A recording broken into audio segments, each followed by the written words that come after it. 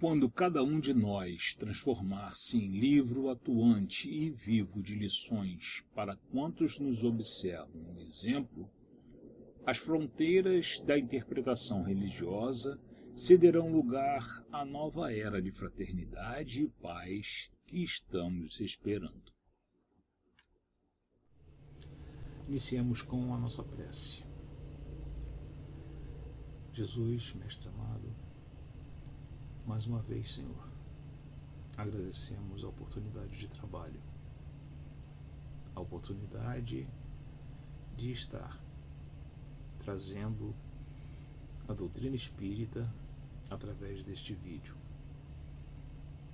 Pedimos, Senhor, a orientação dos nossos mentores para que possamos efetivamente traduzir o que ela nos apresenta de uma forma tão clara, de uma forma tão positiva, de uma forma tão lógica, de uma forma tão amorosa. Possamos, Senhor, pedir também por todos nós em humanidade, encarnados e desencarnados, que a sua paz, Senhor, cubra sempre toda a terra. Possamos pedir que o nosso trabalho seja o necessário e seja proveitoso para todos que o assistem. Graças a Deus. O mês de outubro, para nós espíritas, é um mês que nós homenageamos e relembramos o aniversário, o nascimento, melhor dizendo, de Allan Kardec, em 3 de outubro de 1804. E esse nosso estudo de hoje, ele não deixa de ser uma homenagem ao codificador. Kardec, quando teve o contato com as mesas girantes, os fenômenos que se apresentavam a ele naquele momento, não só a curiosidade natural do ser humano o moveu para o trabalho. Era a sua missão. Ali naquele momento em que ele teve esse contato, despertou algo que já lhe vinha da espiritualidade. Já era um seu compromisso. Não foram, ou melhor, não foi trabalho fácil, foi um trabalho árduo, foi um trabalho de muita pesquisa, muita observação, um trabalho científico, um trabalho em que detalhes seriam necessários, um trabalho em que ele teve muitos problemas ao longo dele. E isso não o desanimou. Prosseguiu da melhor maneira possível, porque ele sabia que aquele trabalho não era um trabalho dele, ou melhor, não era um trabalho só dele, porque ele teve efetivamente a participação da compilação, através da compilação. Era um trabalho dos espíritos para a humanidade. E ele foi feliz nesse trabalho. E ele foi bastante orientado, ele foi bastante incentivado por aqueles que o cercavam. Teve os detratores da doutrina, teve os problemas materiais, enfim, coisas que acontecem com aqueles que realmente se lançam a uma missão. E essa foi a de Kardec. Trazer para nós, codificando a doutrina dos espíritos. O Pentateuco trazido por Kardec, ou melhor, codificado por Kardec, não foi uma obra aleatória. Ela tem a sua lógica, ela tem a sua forma ideal para nos trazer cada uma das lições que deveriam ser trazidas de forma compreensível. O Livro dos Espíritos, trazido a lume em 1857, ele contém os princípios da doutrina sobre a imortalidade da alma, a natureza dos espíritos, as suas revelações com os homens, as leis morais, a vida presente, a vida futura, o porvir da humanidade. Faz um grande resumo da obra, um resumo detalhado, um resumo extremamente didático. Em seguida, havia a necessidade de nos mostrar como deveria ser feita a comunicação com os espíritos. Vem então o Livro dos Médiuns, em 1861, que vai reunir esse ensino especial sobre a teoria de todos os gêneros de manifestações, os meios de comunicação com o mundo invisível, o desenvolvimento da mediunidade, as dificuldades que nós podemos encontrar na prática do espiritismo. Havia a necessidade em seguida da parte moral, né? Então surge o Evangelho segundo o Espiritismo em 1864, que vem explicar as máximas morais do Cristo em concordância com o Espiritismo e a sua aplicação àquelas diversas circunstâncias que nós encontramos ao longo da nossa vida. E o que aconteceria conosco após essas circunstâncias da vida? Céu e inferno vem nos apresentar a justiça divina segundo o Espiritismo e vai comparar crenças ortodoxas sobre o destino das almas com as revelações dos espíritos a respeito do mundo espiritual. E em seguida, e finalmente, ainda encarnado, Kardec nos traz em 1868 a Gênese, que vai tratar dos milagres, das predições, segundo o Espiritismo, claro, e vai examinar fatos bíblicos e científicos à luz da razão e do conhecimento espírita.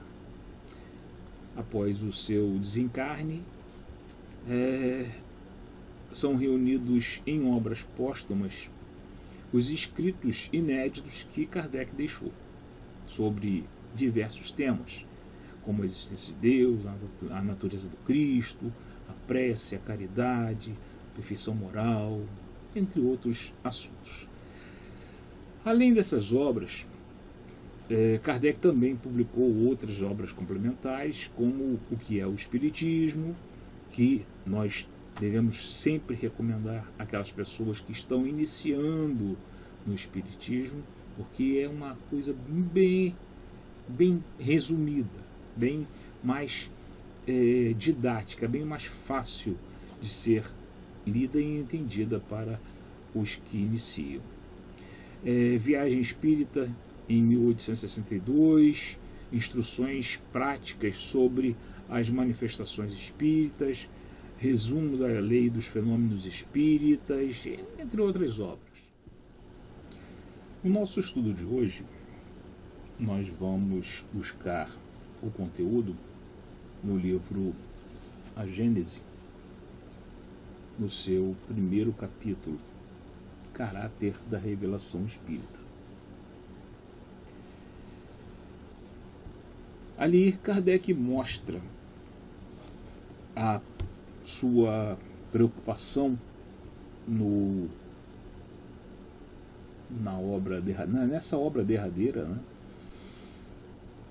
Ao fechar esse ciclo de obras, das 5 obras, ele vem mostrar para que veio, né?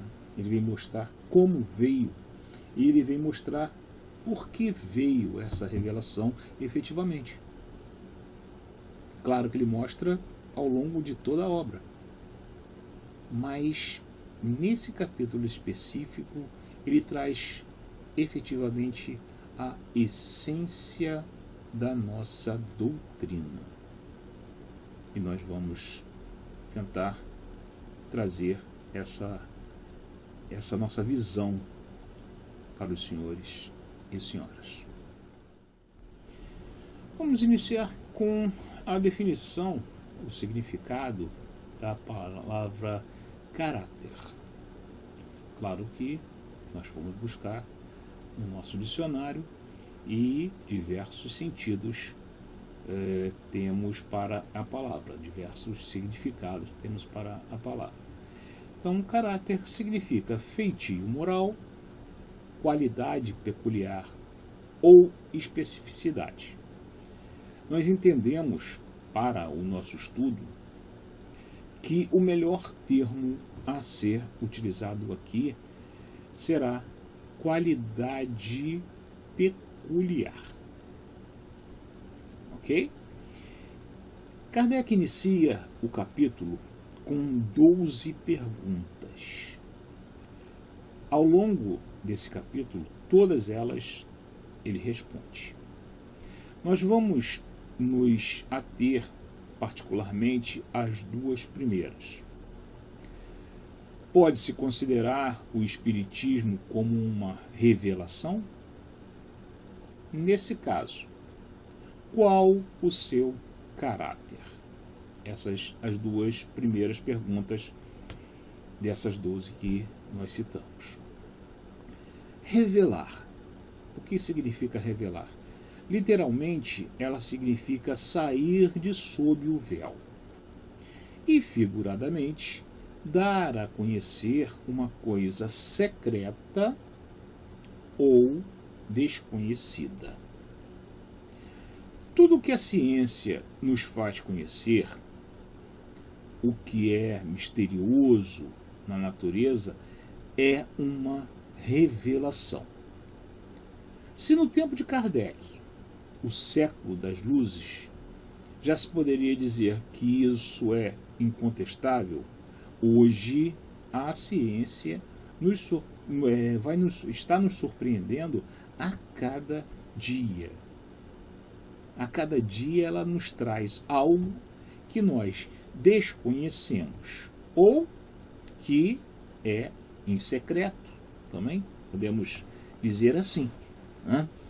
Mas vamos nos ater a isso, ao que era desconhecido. Bem, e quem faz essas revelações? Independente de ciência, de qualquer tipo delas, né? Qualquer uma delas. Vamos lá. Um professor, ele é um revelador. Vai nos trazer algo que nos é desconhecido, né? Por quê? Porque ele vai ensinar aos seus alunos o que eles não sabem, o que não teriam tempo nem a possibilidade de aprender sozinhos. O professor, porém, ele ensina aos seus alunos aquilo que também aprendeu de outrem. Kardec classifica, então, o professor como um revelador de segunda ordem.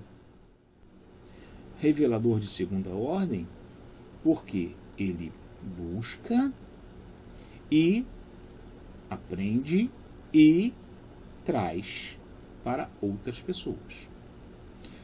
Por outro lado, aquele que ensina o que descobriu por si mesmo, Kardec classifica, ele é um revelador primitivo, né? Ele classifica como um homem de gênio. Nesses homens, nós podemos notar as faculdades transcendentes e conhecimentos inatos que eles desenvolvem muito facilmente. Mas quem são esses homens de gênio? Alguém favorecido por Deus?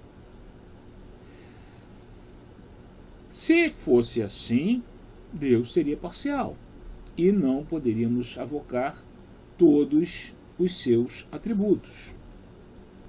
Um homem de gênio é apenas um espírito mais vivido, com mais experiência, com mais conhecimentos que os demais com os quais ele vem a conviver.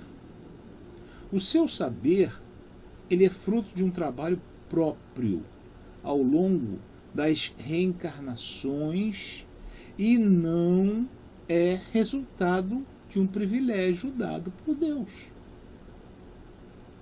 Esses são os missionários que nos trazem as revelações tanto na esfera física quanto na esfera filosófica. Se as revelações científicas são importantes para a nossa sobrevivência no planeta, as de ordem moral são essenciais para o progresso que abrange o físico e o espiritual. Muitos são os homens de gênio que conviveram com a humanidade. E qual o maior deles? Nós podemos dizer, foi Jesus.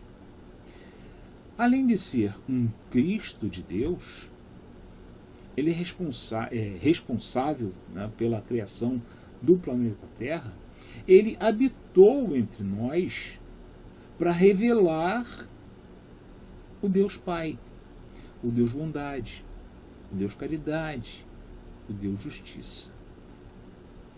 Ele era um espírito como nós, claro, muito mais vivido, muito mais evoluído ao longo dos, não podemos dizer quanto tempo, né? Muito mais que nós. Ele não revelou mais há quase 2000 anos, né? Nesses 2000 anos que a gente que a gente tem notícia dele, porque não tínhamos ainda a capacidade de entender o que precisava ser ensinado. Porém, o Cristo fez uma afirmação, e essa afirmação é que ele nos enviaria o Consolador. Está lá em João, capítulo 14, 15 a 17 e 26, os versículos. Né? Se me amais, guardai os meus mandamentos. E eu rogarei a meu Pai, e ele vos enviará outro Consolador, a fim de que fique eternamente convosco, o Espírito de verdade, que o mundo não pode receber, porque o não vê e absolutamente o não conhece. Mas quanto a vós, conhecê-lo-eis, porque ficará convosco e estará em vós. Porém, o Consolador, que é o Santo Espírito, que meu Pai enviará em meu nome, vos ensinará todas as coisas e vos fará recordar tudo o que tenho vos dito. Então, neste ponto, nós devemos tomar muito cuidado se nós afirmarmos aos irmãos de outras religiões que o Espiritismo é o Consolador prometido. Nós devemos lembrar que esta afirmação ela estaria sendo feita dentro de uma visão religiosa judaico-cristã. Ok? Perguntamos então, e na visão hinduísta, quem é o Consolador? E na visão islâmica, quem é o Consolador? E na visão africana? Na visão budista? Será que os profitentes das religiões, essas que a gente citou, será que eles concordariam que o Consolador é o Espiritismo? Então, nem mesmo os ocidentais, né, os religiosos ocidentais, eles concordariam com essa afirmação. Perguntemos a um protestante, por exemplo, se o protestantismo é o Consolador, e ele responderá afirmativamente. A um católico, e a mesma resposta nós teríamos. Então nós devemos estar sempre atentos que o Consolador será sempre aquele que trará a todos os povos e religiões a certeza da existência de Deus e da imortalidade da alma. Tão logo a razão triunfe sobre os preconceitos. Kardec. Tão logo a razão triunfe sobre os preconceitos em cada uma de todas as nossas religiões.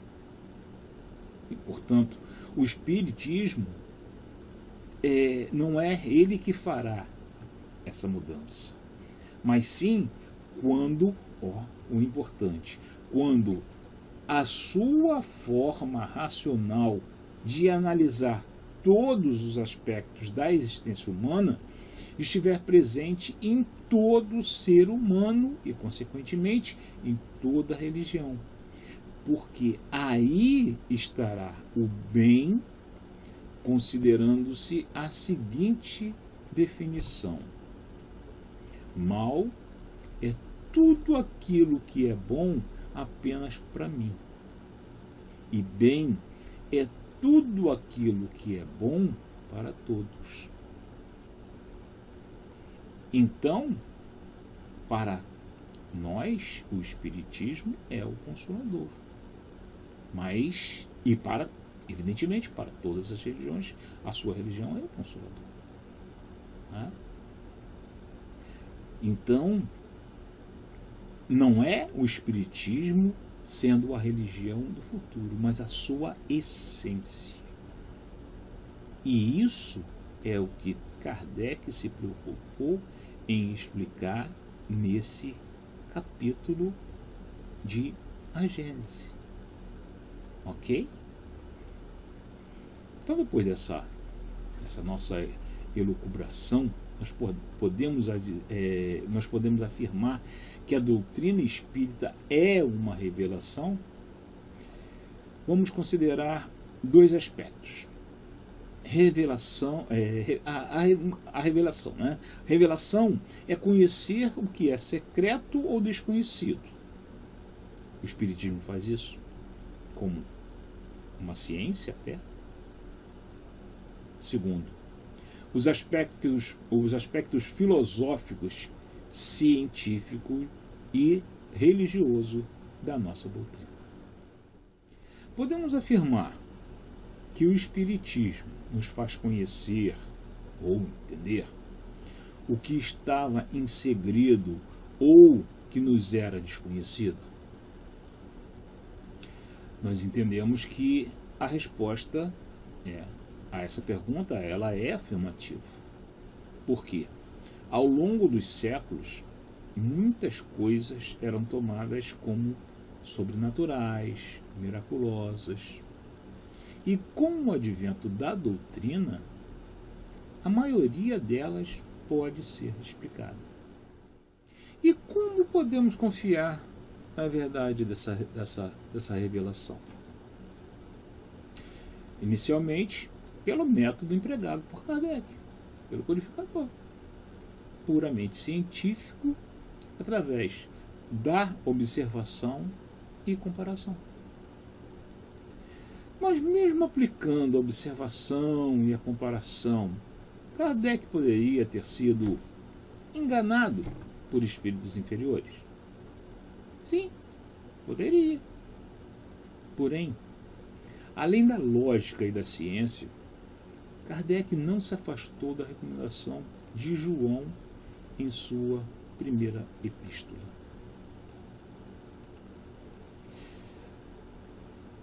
Não acrediteis em todos os espíritos, vede antes se os espíritos são de Deus. Observando cada publicação, nós podemos ver a preocupação de Kardec com a verdade ao analisar cada uma das mensagens recebidas. No seu aspecto filosófico, ele nos clama a raciocinar e se permitiu literalmente a apresentar hipóteses, estendeu, melhor dizendo, esse privilégio para todos nós, seguidores da doutrina. A apresentação de hipóteses. No seu aspecto científico, ele não se afastou 1 milímetro do que a ciência da sua época apresentava para o mundo físico e trouxe ainda o aspecto espiritual. E, finalmente, o aspecto religioso buscou não só a palavra do Cristo, como o entendimento de vários missionários do bem, considerado o bem como nós definimos anteriormente. Ele não esqueceu nem mesmo os espíritos inferiores, mostrando indulgência. Ele deu a eles voz em diversas oportunidades durante essas análises, particularmente na obra O Céu e o Inferno. Isso quer dizer que a doutrina espírita é a única que recebe essas revelações? Ou melhor, que recebe revelações? Não. Todas as religiões tiveram seus reveladores e estas eram apropriadas ao tempo e meio em que viviam. Infelizmente, em todos os campos, quer religioso, quer social, quer econômico, quer político, a deturpação da ideia é feita pelo homem. Como ocorreu antes com as cruzadas, com a Inquisição, o nazismo, hoje nós vemos parte de membros da sociedade e religiões procurando submeter outras pela força da mentira, da manipulação econômica, da força bélica e até pelo terrorismo. Se a doutrina espírita recebe suas revelações pelos espíritos e as demais não admitem este intercâmbio, as revelações daquelas, dessas outras, provêm diretamente de Deus? Ou seja, quem admite as revelações através dos espíritos são os espíritas. E as outras? Não admitem. Será que elas vêm diretamente de Deus? Kardec responde: é uma questão que não ousaríamos resolver nem afirmativamente, nem negativamente de maneira absoluta. O fato não é radicalmente impossível, porém, nada nos dá dele prova certa. Ok? Então, Kardec diz que não é impossível. Não é? Mas, considerando o que nós aprendemos até o momento, dentro da doutrina, nós podemos ingerir que é pouco provável, porque a comunicação do mundo espiritual com o ser encarnado se torna mais facilmente eficaz, pelos espíritos próximos à matéria. Os espíritos puros, eles têm a capacidade de se impregnar com o pensamento de Deus e vai transmitir esse pensamento a outros menos evoluídos. Então, nós podemos concluir que as revelações às demais religiões foram feitas através de missionários, espíritos de gênio, né? Nós falamos anteriormente, né, sobre espíritos de gênio, ou de manifestações mediúnicas, as quais eles não compreendiam e não compreendem ainda, ou aceitavam como tal, uma coisa mediúnica. E a doutrina espírita, ela tem duplo caráter: revelação divina e revelação científica. A primeira, ela é providencial. Ela vai ser trazida por espíritos e não criada pelo homem. Já na segunda, ela, por ter sido ministrada a todos ao mesmo tempo, por necessidade do trabalho, da observação, da pesquisa, pela necessidade de raciocínio e do livre-arbítrio, por ter recomendado o exame constante e por não ter sido ditada completa e nem imposta a fé cega. Então Kardec teve todos junto, né, os espíritos com Kardec, melhor dizendo, né, tiveram toda essa preocupação para essa segunda observação, a revelação científica. Não é? Ok, revelação, tudo bem, vimos. E caráter? Então, entendido que a característica essencial de uma revelação tem que ser a verdade. Falamos, né? Revelação espírita, revelação científica, sim. Se não for verdade, mas como é que a gente pode entender que seja algo que nos traz uma verdade, nos traz algo que nós não conhecíamos, não entendíamos, ou nos era secreto, tanto no campo científico quanto no campo filosófico-religioso. Entendido que toda revelação, por verdadeira, está de acordo com a lei natural ou lei divina e nos é revelada ao tempo de nossa necessidade pela vontade de Deus. Entendido que a verdade, entendido que Deus é a verdade absoluta e entendido que o Espiritismo é uma revelação, somente podemos concluir que Kardec, por ser divina a sua origem e da iniciativa de espíritos, sendo a sua elaboração fruto do trabalho do homem, o caráter da revelação espírita é a verdade, tanto no plano espiritual quanto no plano material. E para entendermos a verdade que a doutrina nos apresenta, devemos nos identificar com as suas bases doutrinárias. Quais são? A existência de Deus, a imortalidade da alma, a pluralidade dos mundos habitados, a pluralidade das existências e a comunicabilidade dos espíritos.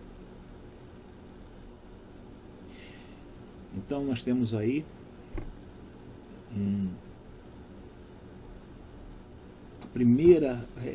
o início desse capítulo.